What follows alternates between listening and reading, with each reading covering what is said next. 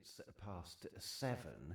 Later this month, it's Refugee Week, so that's going to see a variety of events in Derby. One of the aims is to highlight how we can support those seeking asylum, and one Matlock man is doing just that by opening his home for a destitute asylum seeker to have a place to stay. Phil Tomlinson's here, signed up to the scheme Host Derby, which was set up by local organisation Upbeat Communities early last year. Good morning. Good morning. Thanks for joining us this morning, Phil. Why did you, in particular, as an individual, decide to take this leap and welcome an asylum seeker into your home? I think, like many other people who've been watching what's been going on in the world, and we watching the television, seeing the plight of people coming here, wanted to help in some way, however small. And it's actually seemed quite hard to find a way of doing that. And then, pointed out that we're now at the stage where children have long left home, we've got a spare room. One thing we can offer very easily is somewhere to stay that's safe, it's warm, with people who, make sure they're fed and looked after in terms of the basics. So it's a lovely opportunity, actually, to be able to just do something back. I think we've also got a personal element in my wife's parents were refugees from Nazi Germany, and so this country welcomed them just before the war, and they made their life here, and so it's quite good to be able to offer something back. For a lot of people listening, I'm sure, I don't want to put words in their mouth, but I'm sure that they would think that it's an incredibly noble thing for you to do, really. Although I'm guessing that from your point of view, you don't see it as quite like that. No, it's a wonderful thing to be able to do, because actually, on one level, it's really so easy. We've got a space. It doesn't cost us anything to feed one more person. It's really nice to be able to do something that's easy to do. We rely on, what skills do we need? We need our skills of being nice to other people. Hopefully we exercise these every day anyway. So in that sense, it's the most natural and simple thing. The other side of it, of course, is whether you're a single person opening your home or a family with kids, and we have both, you're taking in something that's unknown.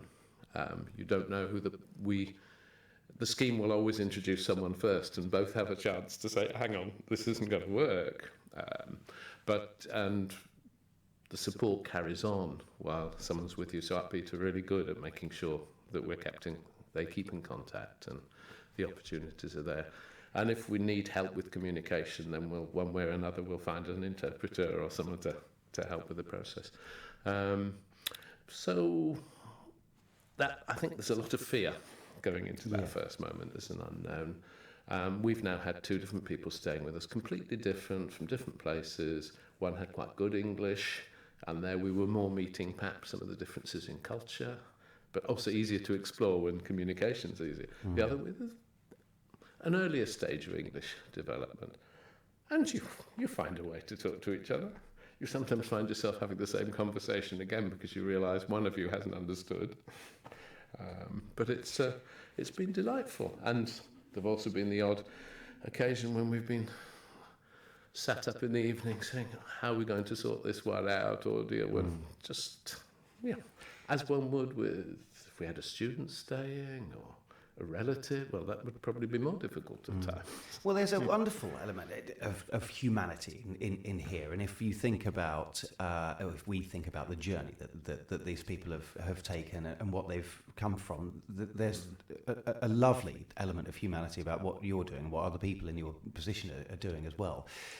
But does it help really in the long run? Because if the governments and the practices and the policies that are in place aren't working and leaving them in this situation, and you're having to step in to help, that then doesn't that prove that actually if the government fails to do one element, then everyone else would step in? I think it's like so many things in this world. They're too big for us. I can't do anything about what's happening in Syria or Iran or Iraq or so many other places around the world. And yet going to a demonstration or signing a petition doesn't feel enough. This is a way of doing that bit more to help. And indeed, I think it's also important that to some extent, as people get involved with schemes like this, there's more of us who are then saying, this isn't fair, the way the government treats people at times. We need better systems.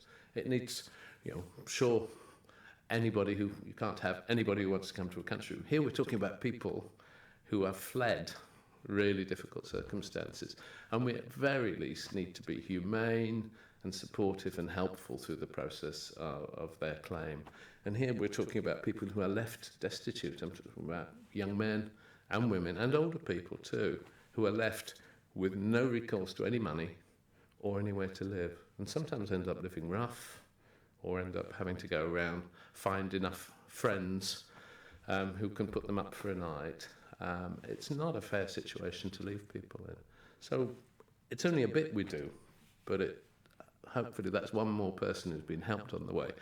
And in terms of integrating into Britain, if they're going to stay, practicing English, learning about culture, it's a win-win. Okay, what do you suggest other people do if they're listening now and they think, actually, this is something I'd like to get involved in? How do they do that? If anybody would like to explore the idea of having somebody come and stay with them, please contact Upbeat Communities through the website and the phone numbers on there as well. We'll come and talk and have that discussion with you, meet somebody or talk to somebody who's already done it. So you don't have to be absolutely sure. If you think it might be for you, please do. It also is supported by voluntary donations and so on, so we'd always be perfectly happy to have some financial or other support. And we use volunteers working with refugees in other ways as well, so there may be some smaller ways that you could really be helpful. So go on the website, find out some more about Upbeat. Brilliant. Phil, thank you very much. Lovely to meet you this morning. That's Phil Tomlinson, who's a host with Upbeat Communities.